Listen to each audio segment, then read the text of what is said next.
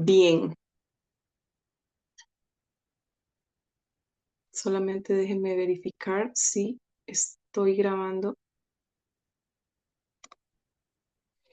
Sí, sí estás. bien, ¿verdad? Pero lo que no sé si es en la nube o en pero muy bien. Bueno, estamos acá para retomar el tema de los mitos y símbolos del femenino, que es un tema muy amplio que vamos a rozar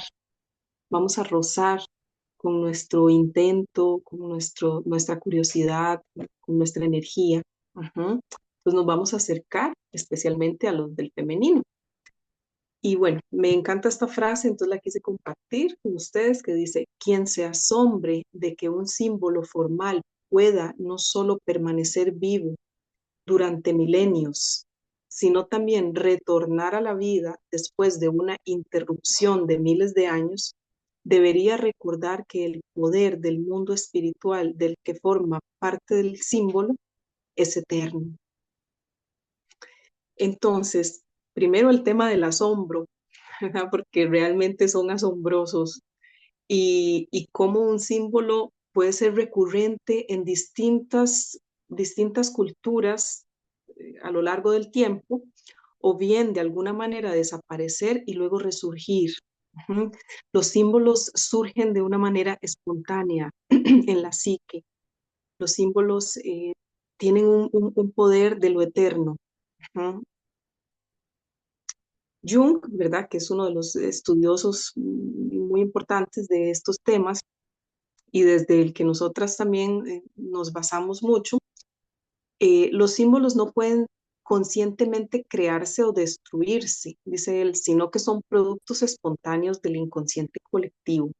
Entonces, esto nos remite también a esa mística del símbolo, de cómo crearlo o cómo destruirlo. Realmente surge y de muchas maneras puede surgir de maneras, digamos, no controladas, ¿verdad? ¿Cómo yo voy a crear un símbolo? Sino es espontáneo. Con María Flores Estrada vamos a hablar un poquito sobre qué es simbolizar. Entonces, ella dice nombrar mediante la palabra los hechos o cosas sociales y de esa manera instituirlos como imaginarios sociales. Eso es simbolizar, una parte. Solamente no puede pensarse lo socialmente impensable. Bueno, esto es muy interesante porque en la sociedad, ¿verdad? Se pauta muchas veces lo posible de pensarse y lo no posible, ¿verdad? Entonces, ¿cómo pensar lo impensable? Es una buena pregunta, ¿verdad? ¿Dónde nos lleva eso, eso que no podemos racionalizar? Ujú. Porque va más allá de lo social. Lo simbólico debe tener sentido para alguien, tiene que ver con el sentido común, ¿verdad? El símbolo y lo simbólico tiene que ver con un nosotros, con un nosotras, ¿verdad? Aquello que nos pone de acuerdo en algún punto con relación a alguna idea, ujú, o ideas. Entonces, las culturas, entendidas como unidades sociales de imaginarios simbólicos, dice ella, cual pieza teatral, ¿verdad? Con papeles, nos remiten a esta capacidad, ¿verdad?, de simbolizar, es decir, a través de lo que en nuestra unidad simbólica eh, tiene predominancia, tiene legitimidad, ¿verdad? O cómo puede surgir de otra cultura un símbolo también. Ahora, dice ella, instituimos realidades, ¿verdad? Las instituciones sociales en un orden de relaciones y discursos. Entonces, todo está en esa unidad que es la cultura, todo empieza a ser de alguna manera como parte de una trama, ¿verdad? De una trama que en ella tienen mucho que ver las instituciones sociales. Las instituciones desde las concretas, como es una escuela, que es ¿verdad? Una estructura llena de discursos, así como una no visible, como una institución de una escuela, como es una familia, ¿verdad? Que sí es visible, pero es, ¿verdad? Es una unidad más de relacionamiento particular que una institución como la conocemos, ¿verdad? El Poder Judicial la Corte Suprema de Justicia. Miren qué nombres también tan interesantes, también me resultan muy interesantes. Entonces tiene que ver con esos discursos y esas relaciones. Entonces, quien habla instituye. Entonces hay un poder muy grande en el habla, ¿verdad? En el principio fue el verbo, es una frase muy poderosa para simbolizar precisamente, hablar de lo simbólico. Eh, el habla, la palabra, permite recrear el símbolo, transmitir el símbolo y darle legitimidad al símbolo, ¿verdad? Hay símbolos que son más cercanos a nuestra cultura, como ver una cruz, todos tenemos una cierta idea de lo que estamos hablando, a diferencia de un símbolo otro, ¿verdad? De otra cultura que nos interpela, pero de una manera diferente, ¿verdad? Como ya en un diálogo intercultural y no intracultural, ¿verdad? Dentro de nuestra cultura. Entonces, en el caso de nuestra cultura, ¿verdad? Los pensadores, los sacerdotes, los políticos han instituido los límites de lo decible, pensable, representable. Ujú. Esto desde, ¿verdad? Desde el momento en que se eh, toma mayor fuerza las sociedades patrilineales o patriarcales, ¿verdad? En relación con en la antigüedad no es así, ¿verdad? Como nosotras tenemos como parte de nuestro acervo de conocimiento que antiguamente, ¿verdad? Las culturas del culto al sagrado femenino, pues obviamente tuvieron otro tipo de instituciones, símbolos y demás. Y es muy interesante también ver cómo esos símbolos mutaron, que es parte de lo que vamos a ir viendo con estas sesiones de los símbolos del femenino. Entonces ella nos dice, existe una ortodoxia para interpretar mediante creencias y teorías válidas. Esto es muy fuerte también porque dentro de lo simbólico y de eso que es posible de pensar y no, lo que es válido y no, ¿verdad? Hay ciertos paradigmas que tienen más, o ciertas ideas o ciertas creencias más legitimidad que otras, ¿verdad? Entonces, moverse dentro de las válidas tiene una sensación y moverse dentro de las no legítimas, ¿verdad? Fuera de, ¿verdad? Fuera de ese mapa de lo posible, tiene otras formas de percepción de lo simbolizable. Bueno, Eduardo Galeano, para irnos otra perspectiva desde otro pensador, él dice, el mito es fuente de conocimiento porque tiene que ver con lo que son las metáforas colectivas. ¿No? O sea, es toda esa trama de símbolos que narran una historia, se convierten en eso, en una metáfora colectiva. Más que enriquecer la historia, y eso que Eduardo Galeano es historiador, ¿verdad? Dice, la revelan, la expresan. Si no fuera por los mitos, no sabríamos la historia de los vencidos, dice Galeano. La historia oficial es una historia contada por y para los machos blancos ricos militares, dice, cuyo relato busca perpetuar su visión del privilegio. Vital el legado de las culturas que mantienen lazos con la tierra, la dignidad y el estar juntos. Entonces, esta forma de cómo el mito expresa la historia, ¿verdad? Cómo la revela, es una perspectiva muy diferente a otras maneras de interpretar el mito, ¿verdad? Que dice que, bueno, en este caso, Galeano lo que nos da a entender es como que hay ese paralelismo entre el hecho histórico y el relato mitológico. Entonces, sobre muchas historias no conocemos el hecho histórico, conocemos el mito. Entonces, el mito nos revela cuestiones históricas. Por ejemplo, en los pueblos de América Latina, Eduardo Galeano narra algunas historias mitológicas de, de, de pueblos durante la conquista y cómo eso quedó en el imaginario, ¿verdad? Esas metáforas colectivas que dice quedan en el imaginario y nos remiten a personajes que existieron, ¿verdad? Pero que no pasaron a la historia, porque la historia, como dice él, ¿verdad? La cuenta cierta clase que particularmente la ubica en, y vea que dice machos, ¿verdad? No dice hombres. Esto es muy interesante, ¿verdad? Particularmente los que han estado en el privilegio de contar la historia, ¿verdad? Entonces, ellos no contaron la historia de los pueblos indígenas, de los pueblos negros, ¿verdad? Sino que contaron su propia historia, su versión. Entonces, la metáfora colectiva del mito nos permite conocer la historia también. Ahora, con Shinoda Bolen, ella dice, los mitos son herramientas para la comprensión interna. Ujú. Esto también es bastante importante porque es una manera de entender que el mito tiene que ver con nuestra vida directamente, no es aquello abstracto que se cuenta, sino que cómo tiene que ver con mi vida.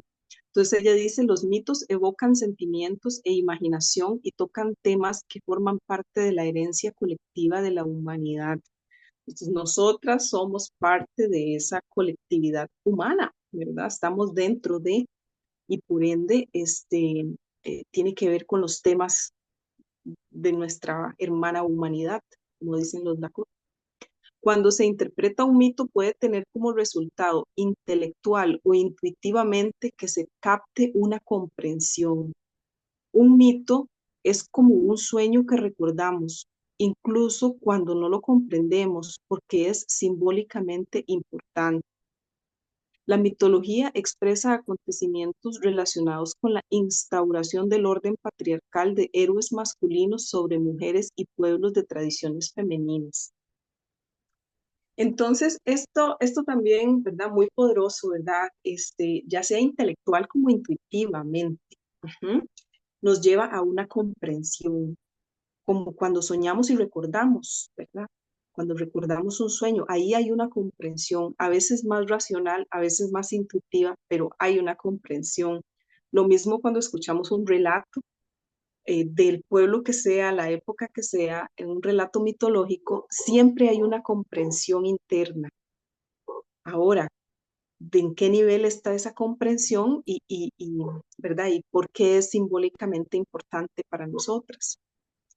Y también, a lo mismo que decía Galeano ahorita, Shinoda Bolen se refiere a, por ejemplo, cómo a través de los mitos se puede leer la historia de la instauración y la pérdida de poder espiritual, político, militar, de figuras femeninas divinas en relación con las masculinas, que eso es todo un taller que también vamos a dar en algún momento que se llama el linaje de la diosa. Entonces podemos ver precisamente eso que dice ella, cómo estaba ese poderoso peso simbólico del femenino en las culturas paleolíticas y especialmente en las neolíticas con la agricultura, y cómo en la edad del bronce, en la edad del hierro, se imponen figuras masculinas que empiezan a tener muchísima más fuerza este, y quedan rezagadas las figuras femeninas. No así, por ejemplo, en India, ¿verdad? Que tenemos siempre ese par de, de, de femenino masculino y bueno, obviamente en otras culturas, pero hablando, digamos, como de la tradición, de lo que Gimbutas, Marija Gimbutas, habla como lo que se llama la vieja Europa y que una de sus olas tiene que ver con la evolución en India. Uh-huh. Entonces, estas reflexiones nos llevan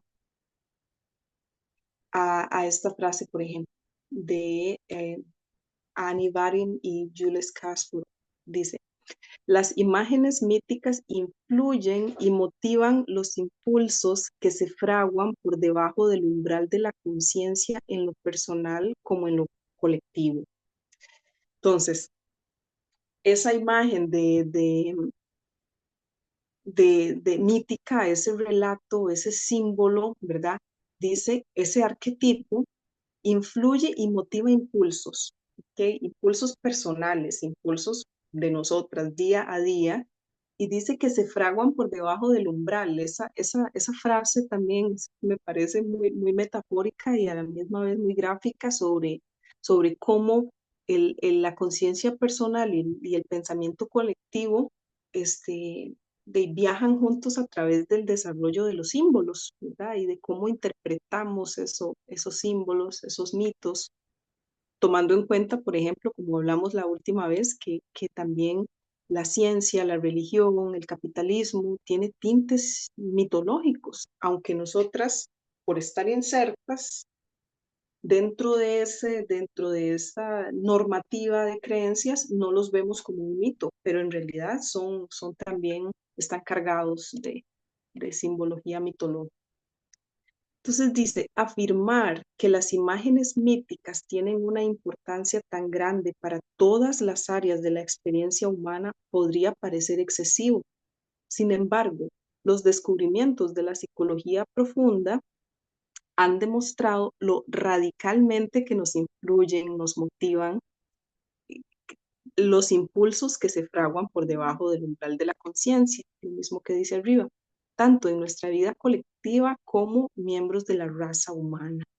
Entonces, no es tan exagerado pensar que las imágenes míticas influyen en nuestra construcción personal, nuestro sueño personal y el sueño colectivo, ¿verdad? En palabras tolteco-campbellianas, porque Campbell también dice esto, ¿verdad? De que el mito es el sueño colectivo y el sueño personal es también mi mito, ¿verdad? Individual.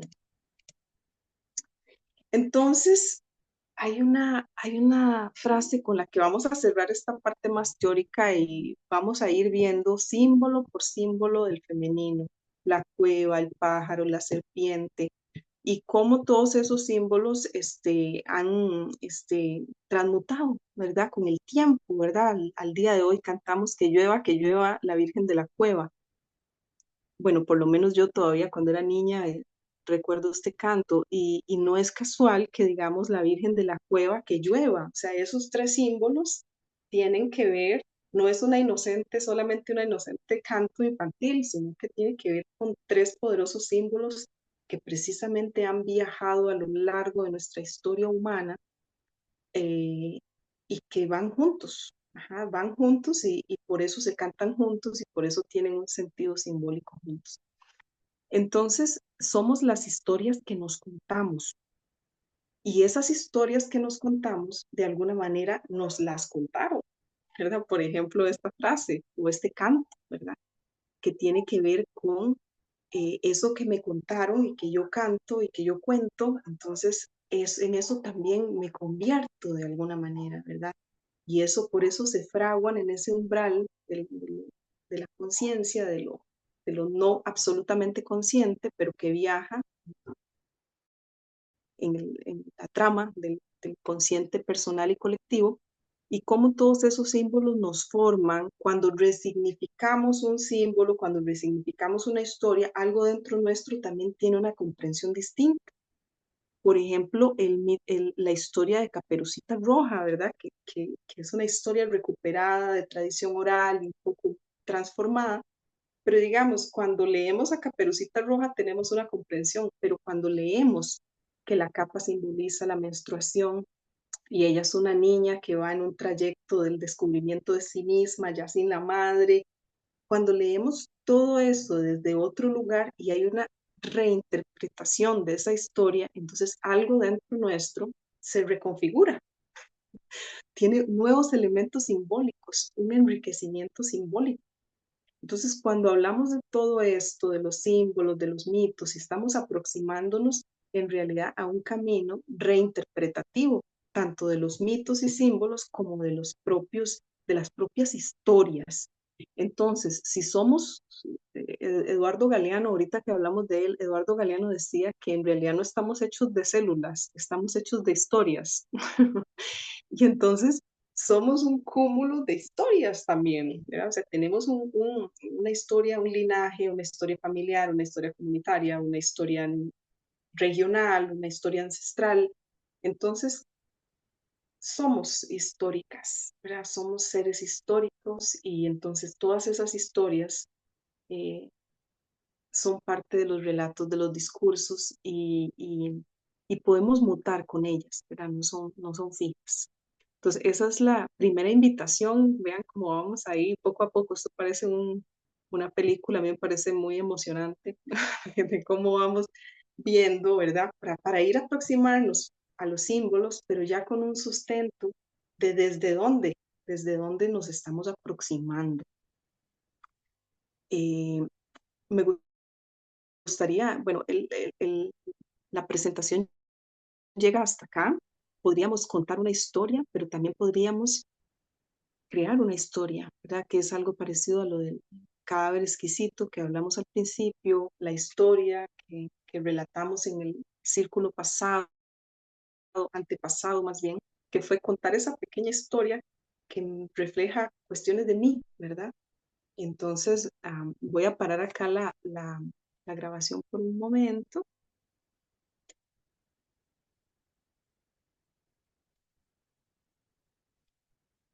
Integrando el pensamiento. La triangulación quiere decir que nos estamos alineando, porque estamos integrándonos en el pensamiento con la emoción y la acción, en la densificación en el cuerpo.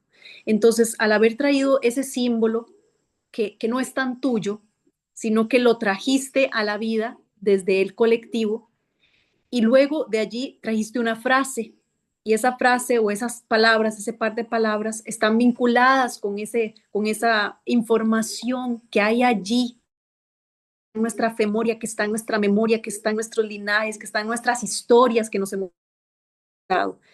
Entonces, es valioso. Esa cosecha de frases que fueron al principio flujo, dejar ser, amor, confianza, yo soy, yo veo, doble, unificar, atravesar, cima, agua de vida. Esas palabras se pueden convertir en nuestra historia de hoy, porque ya está siendo, está ahí, está en nosotras. Entonces, ¿cómo la integramos? ¿Quieres contarnos sobre el esqueleto exquisito para poder orientarnos y que podamos participar, Lau? Sí, Porque yo bueno, yo lo he hecho virtualmente, lo he hecho físicamente, pero virtualmente, ¿cómo sería? ujú, ujú. Sí, bueno, yo quería grabártelo ahorita perdón que metí así la grabación, antes de cerrar, porque precisamente eso, ¿verdad? De eso que reflexionabas de ni tan mío, ni tan, ¿verdad? Es parte mío y colectivo, y entonces eso precisamente nos da esa conexión con el todo, ¿verdad? Que buscamos. Entonces, me resultó muy valioso y ahora para pasar al ejercicio, que sería hacer el cadáver exquisito, me parece que no lo grabamos y al final volvemos a la reflexión de cierre. Stephanie está diciendo que ella ha hecho el cadáver exquisito en grupos de WhatsApp. Entonces, quizá podemos invitar a Stephanie a que nos comparta cómo puede ser y así lo podemos hacer con estas frases que tenemos. Hola, buenas Perfecto. noches, chiquillos. Hola, Eh, Steph. yo creo, no sé, quería cerciorarme primero si Lau tiene como alguna idea de cómo llevarlo a cabo. También soy nueva en esto. Traté de tomar como las notas más relevantes. La primera parte de Rosa sí les quedo debiendo, pero traté como de tomar el objetivo. Bueno, con el tiempo unifiqué la forma de pensar, sentir y hacer y transitar el mismo camino, atravesarlo desde otro pensamiento. Fue el momento que encontré la confianza, porque creer en mí misma con la capacidad que me enseñó llegar a la cima del éxito. Fue después de encontrar el flujo que fue posible dejar ser, y es como una agua de vida que me dio esperanza a continuar y caminar con amor y reinventarme día a día. Yo soy. ¿Qué soy? Puedo ser materia, definición científica, pero ¿qué soy? ¿Y cómo definir mi esencia? Y saber qué soy. ¿Soy espejo? Simplemente yo soy. Yo veo doble y cuando atravieso el campo oscuro y todo se ve doble, turbio, hasta cuando encuentro en el agua vida de la vida mi propio reflejo y puedo, yo veo quién yo soy en realidad. Esas fue unas pequeñas notas. Gracias por el espacio.